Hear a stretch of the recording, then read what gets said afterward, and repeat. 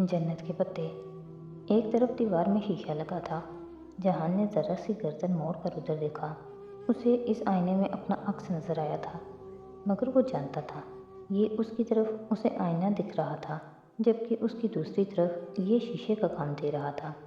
यानी अंदर बैठे आदमी को उसमें अपना अक्स नज़र आएगा, लेकिन जो ऑफिसर और साइकेट्रिस्ट इस शीशे के पार खड़े होंगे वो उसको शीशे की तरह इस्तेमाल करते हुए उसमें से अंदर का मंजर देख रहे होंगे।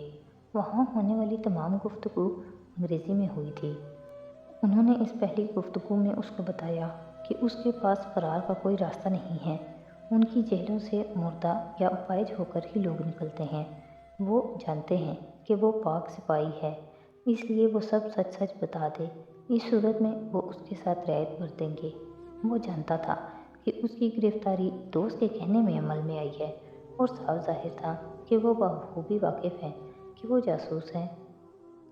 लेकिन उसके पास जो स्मगलर वाला कवर था कि वो एक स्मगलर है, और दोस्त ने किसी पुराने बदले के बायस उसे जासूस कहकर फंसवाया है। वो कवर उसे अब मरते दम तक कायम रखना था। उसका इंटरव्यू शुरू हो चुका था। नाम फरीद हयात, कौमियत पाकिस्तानी, दीन इस्लाम, शहर सियालकोट। किसने तरबियत दी? जद्दी पुश्ती स्मगलर्स हैं हम, हमारे बाप दादा हमारी तरबियत करते हैं। उसने अपनी अज़ली बेनियाजी से कहा। मैं भी जानता हूँ और तुम भी जानते हो कि तुम झूठ बोल रहे हो।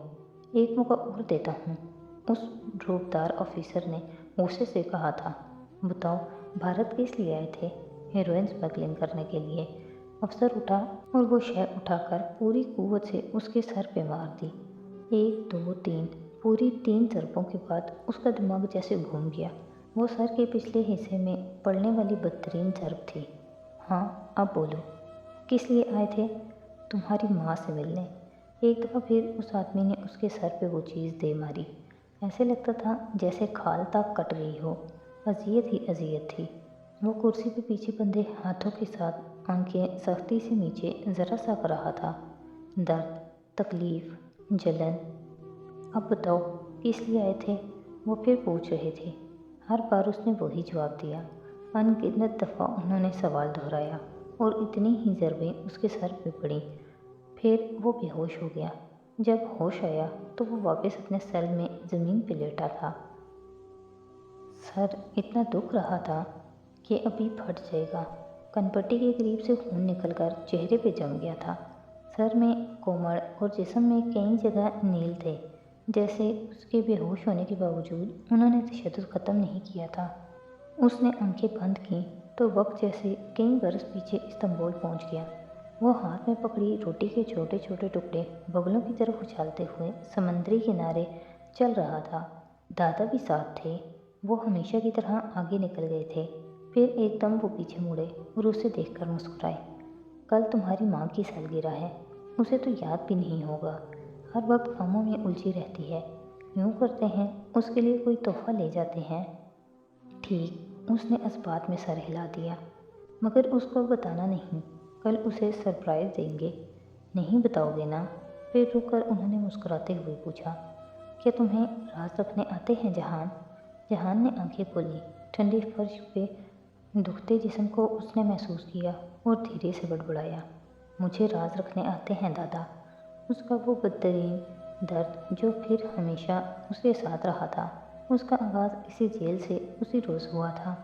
फिर चंद घंटे बीते तो एक डॉक्टर आ गया। उसने उसको ज़ख्मों पे दवा लगाई, खाने को एस्पिरिन की 2 गोलियां दी और चंद मज़ीद दर्द की दवाएं उस ईंट के साथ रख दी जिसको तकिया बनाकर वो फर्श पे आंखें मूंदे लेटता था। रात में वो डॉक्टर दोबारा आया।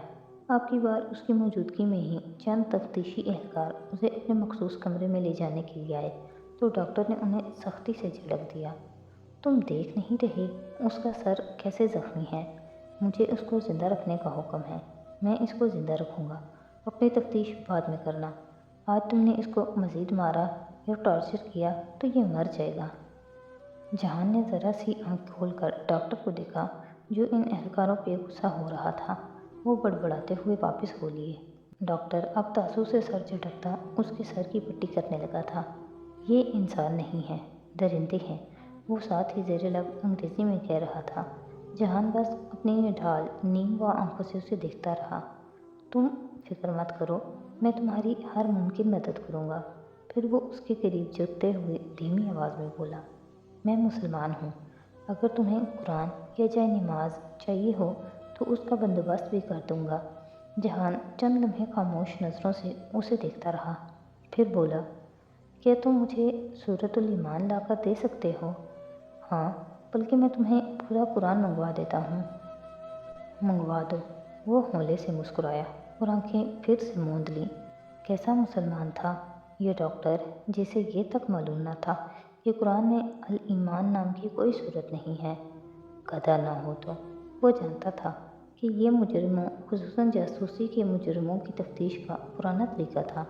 ایک آفیسر آپ پہ بے حد سختی اور ٹارچر کرتا ہے، جبکہ دوسرا آپ کی طرفداری کرتا ہے، خود کو آپ کا ہمدرد ثابت کرتا ہے، تاکہ ایسے حالات میں جب انسان کو اپنے قریب کوئی نظر نہ آئے، وہ خود کو مدد کے لیے آنے والا فرشتہ ثابت کرے اور اہم معلومات اگلوا لے۔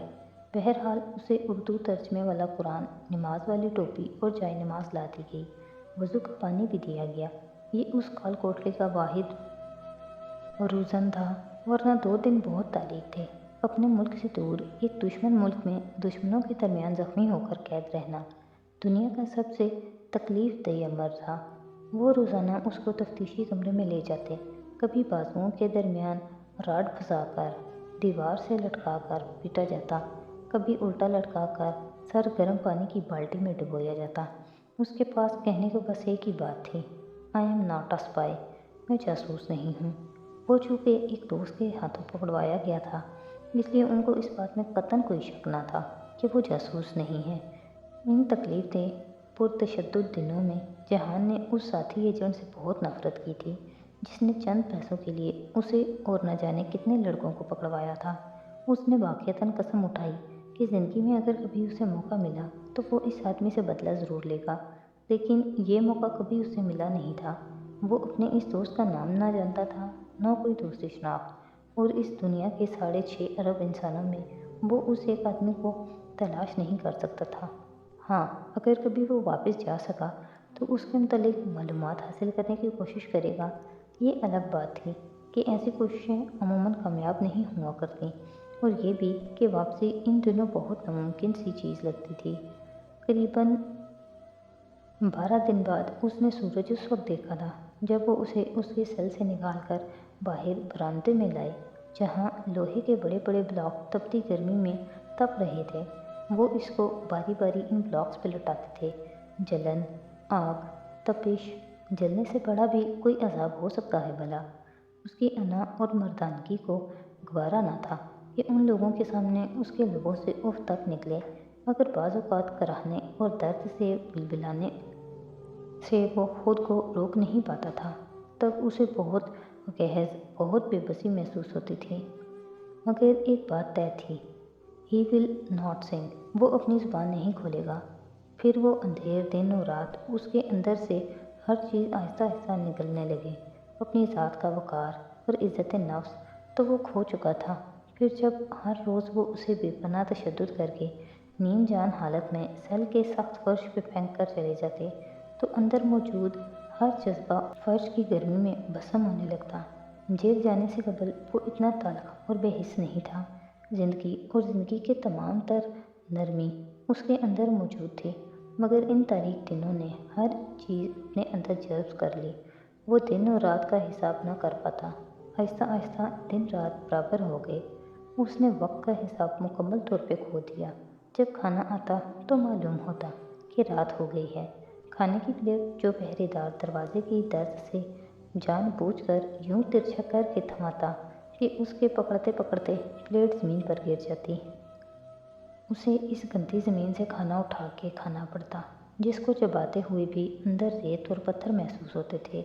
جب کبھی پاکستان اور انڈیا کا میچ لگا ہوتا تو پہرے دار کمنٹری سنتے ہوئے زور زور سے پاکستان اور محمد علی جناح اور مسلمانوں کو ایسی ایسی گالیاں دیتے، ایسے ایسے الفاظ سے نوازتے کہ ان کا خون کھول اٹھتا، مگر وہ اپنی جگہ سے 1 انچ نہیں ہلتا۔ زندگی، خواہشات، امیدیں، امنگیں اس کے اندر سب کچھ مر گیا تھا، ساری دنیا اور اس کی ہر چیز من گھڑت فسانہ تھا۔ اگر کہیں کوئی حقیقت تھی تو وہ یہ تنگ تاریخ غلیظ سا سیل تھا۔ وہ اس روز بھی فرش پہ لیٹا چھت کو خالی خالی نظروں سے تک رہا تھا۔ اسے ممی یاد آ رہی تھی۔ وہ ہر روز رات کو سونے سے پہلے سوچتی ہوں گی کہ ان کا بیٹا کہاں ہے۔ وہ ان سے عرصے سے رابطے میں نہیں تھا، مگر اب تک تو شاید ان کو علم ہو گیا ہو کہ وہ زیر حراست ہے۔ کیا وہ پھر کبھی دوبارہ ان سے مل سکے گا؟ کیا وہ پھر کبھی پاکستان کو دیکھ سکے گا؟ اس نے سوچنا چاہا تو ہر طرف محیط اندھیرا نظر آیا۔ وہ جانتا تھا کہ وہ کبھی عدالت میں پیش نہیں کیا جائے گا، نہ ہی اس کا ملک اسے تسلیم کرے گا۔ کوئی ملک اپنے جاسوس کو تسلیم نہیں کرتا، مگر یہ اس کا اپنا انتخاب تھا۔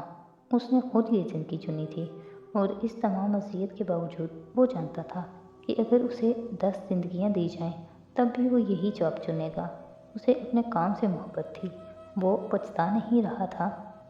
وہ یہ ضرور سوچتا تھا کہ اس پاکستانی جاسوس کے گھر والوں نے نہ جانے کتنا عرصہ اس کا انتظار کیا ہوگا، جس کو اس نے اپنے ہاتھوں سے دفنایا تھا، لیکن اسے لاوارث نہیں چھوڑا گیا تھا۔